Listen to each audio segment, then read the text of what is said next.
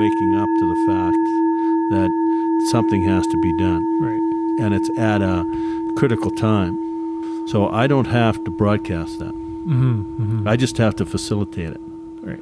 I just have to give them an economic alternative to putting it into the landfill. And that's what we do. That's what our model is based off of. Our competition is the landfill.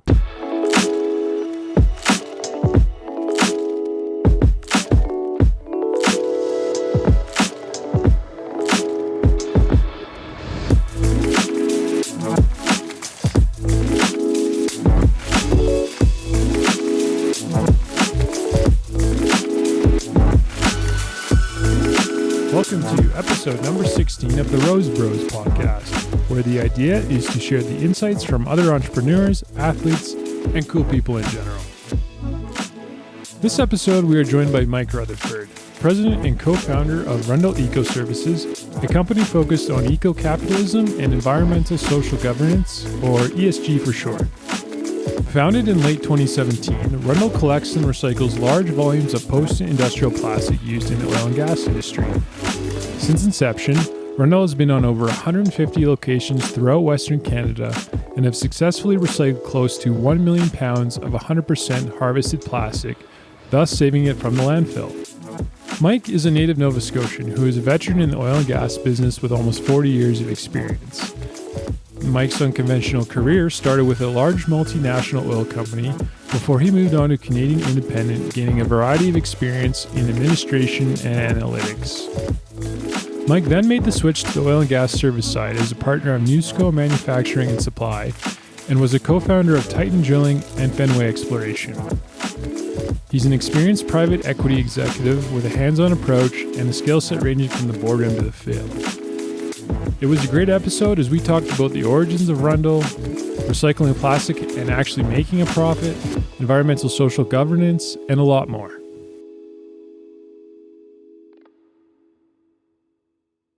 Mike, welcome to the Rose Bros podcast. Thanks for sitting down. Appreciate you taking the time and out of your day, given everything that's been going on. Thank you, Trev. Thanks for having us. We're big fans. When you got Rundle Eco Services going, how did you spot the market opportunity for industrial plastic? Was that based on other people in the industry or your experience? At the time, I was doing some work with a private equity firm, and we were asked an opinion on the company that was currently doing it. We had an opportunity to go and purchase that division of the water management company that was doing the recycling. We pursued that, and at the end decided not to transact. Okay. Did it look like good business to you, or is it kind of something you've always been interested in? What was the motivation was to do something different. Recognize that the market was changing and recognize that it was going more into the direction of environmental social governance, sustainability reporting. Okay. Outside the box. My partners and I are all experienced long-term oil and gas guys, wanted to continue on in the business, but we didn't want to be doing it in a conventional way. Right. So we all had E&P experience or service experience, entrepreneurial minded. Yeah. Financially, we're stable, but we wanted to work together and be socially conscious as well. Right. Do the right thing. That's the part of the eco-capitalism is that that we take that seriously, but we also take it's serious that if you're in business, you're going to make an investment, then you're entitled for a return on that investment. Where along the line did this eco-capitalism and green investing start to creep in? Because coming from the energy industry, it's been a pretty conservative industry through the last 10, 20, 30, 40 years. So when did this start to appear on the scene for you guys? Because there's a lot of people in the energy industry who don't think this is a viable business even today. Well, it started, I would say, in early 2017. Okay. When I was doing some work for the private equity firm. And you saw that it was viable. And you're looking at all kinds of different deals primarily, and I was doing service deals. Okay. Looking at service deals and looked at the environmental. It was pretty obvious that in the future that there was going to be a demand for environmental type of companies and solutions, technology, you name it. Okay. And tried to do something that was outside the box.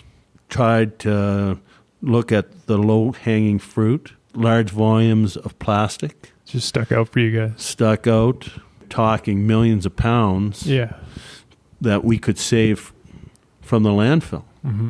From a plastic recycling standpoint, to recycle 1 million pounds of plastic, that's a big deal. Absolutely. In an economic way, so that you're making money as well. Right. You're not killing it, but you're able to have a reasonable rate of return on your investment. You're able to grow the business. There's supply, there's demand. You're able to create jobs, and you're able to build some credibility and use that credibility as a conduit for other deals. Right.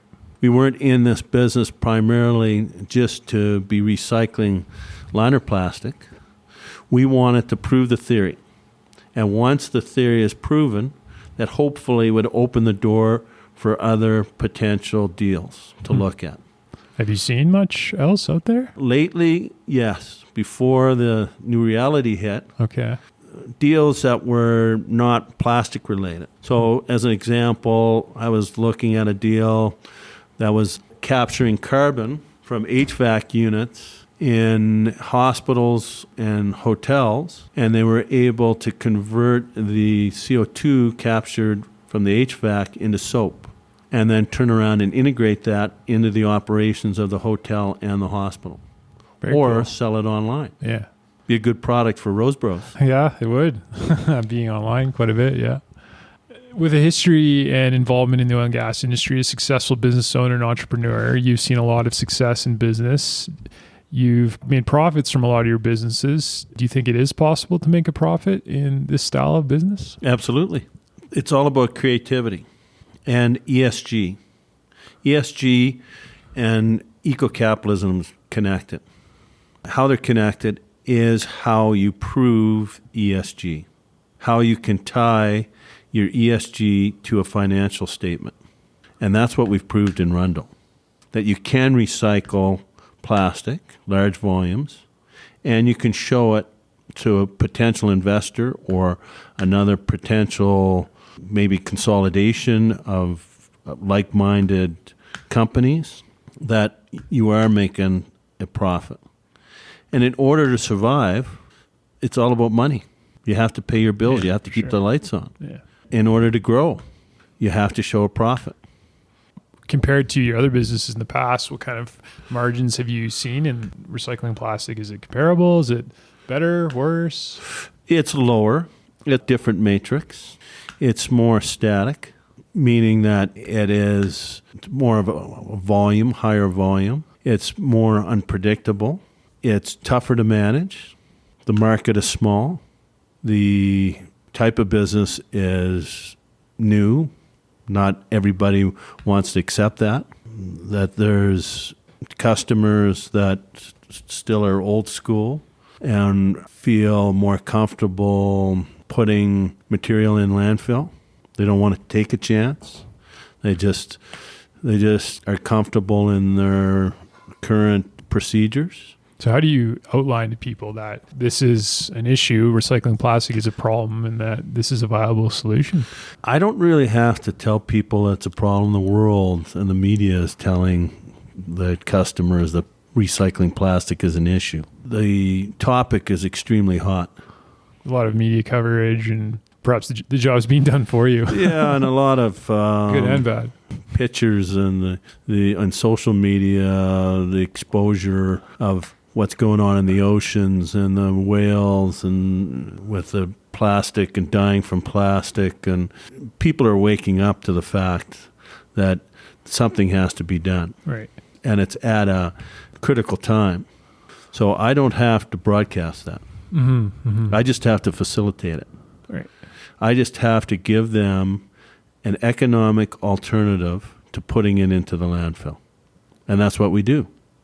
That's what our model is based off of. Our competition is the landfill. Right. And the landfills really don't want this type of plastic. They don't really want any type of plastic. A landfill cell is engineered to drain, and plastic will inhibit that. It traps water. And when we first got into this, there was a public landfill that had a cell slide because that they accepted these liners. And then there was a large private landfill that the same, but had more of a dramatic slide to the tune of about $5 million to repair the cell. That it was at least $5 million. So the landfills, after that, the word got out pretty quickly that these liners potentially could cost you money and could inhibit the design of your landfill sites. Public landfills, municipal landfills, have the option of not taking the material. Private landfills, because that they also take hazardous goods, so like the Tervitas, the Secures, they are mandated that they have to take it. But they also control what the charges are and how the material is accepted. So the material, because it is large and bulky, they were accepting it in just one big ball, and that was causing the issues. Now they require you to cut the material up or shred that material into a maximum size of 3 feet by 3 feet, use their bins, use their trucks, charge a huge tariff on the tipping fee. So the cost to put it in the landfill has gone way up. So the landfill, they don't want it. They support what I do. The Secures, Tervitas, they work with us. And they want us to recycle it. Is that because it's a certain type of plastic versus plastic comes from a car, for instance? Well, a lot of those private landfills, they don't take the bumper or the consumer. There's two different types of recycling. There's post-consumer and post-industrial. Landfills are geared up for post-consumer. Okay. Smaller volumes, the blue box. The private commercials are geared up for the larger post-industrial type of materials. I've come across businesses that have actually had problems getting rid of their plastic in landfills because it's cheaper for them to just throw it in the landfill rather than give it to the recycler. So how do you guys compete with that? Well, it's a different matrix, different model. Is we show that what the cost would be for trucking, for handling, for disposal of the plastic into the private landfills, and we charge marginally less than that. Okay. And we're turnkey. I see. So it's actually quicker. We have experienced crews. We have experienced process that we handle the material on site and package it, and we're in and out of there. One invoice, one ticket.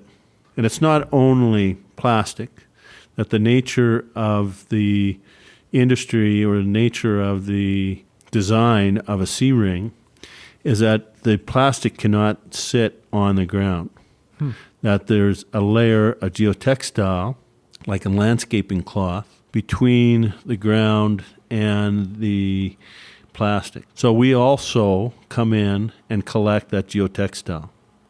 Very difficult to handle. It's like a fiberglass cloth. It's sharp and is primarily unrecyclable. But we've found a solution that we can't recycle it, but we can repurpose it. What we did is that we stockpiled the geotextile, started a program that we advertised through online. How do you guarantee or how do you prove that you are ESG compliant? That's one question I think a lot of informed consumers probably are asking themselves. ESG compliant, recently there's a new set of standards. on how you can actually comply to ESG. How we comply to ESG is that we set up our program from the start with full traceability. I can tell you as a oil company when that material left your location, when it got shipped, when it got recycled. So how do you do that for people listening? If someone might say, well, you can say that, but how do you actually demonstrate that to me? Once we recycle the material, we package it on location so that we have a procedure that we bundle it on location. Okay. So it makes it more efficient for shipping. Because the costs are so tight that you have to maximize your weight allowance on anything that you ship. Freight component is one of the biggest costs that you have in the model. And if you're not efficient on the freight, you're allowed to have 80,000 pounds, including the truck on the road. Trucks are typically 40,000 pounds, so your payload is 40,000 pounds. Okay. You're paying for the truck. The cost is the same for 40,000 pounds as it is for 5,000 pounds. If you don't have the maximum amount of weight on the truck, then that's costing you money. That's the difference between success and failure. We have a procedure that we bundle the material on location into a form that we can handle and make sure that we can maximize the weight on a load. We tag it, we index it, so we have a control number that is the job number that turns into an invoice number, that is the foundation of all the controls. Normally 2 to 5 bundles per location. So each bundle is given a number /A, B, C, D. Each bundle, a coupon is cut. Pictures are taken. We have an app for our workers that we're able to then capture all that data on location with the app. The pictures, the coupons are filed. All also relates to safety. Safety is our number one concern. Safety meetings, pictures, everything is recorded on the app. Mm-hmm. And then you're able to harvest that data later.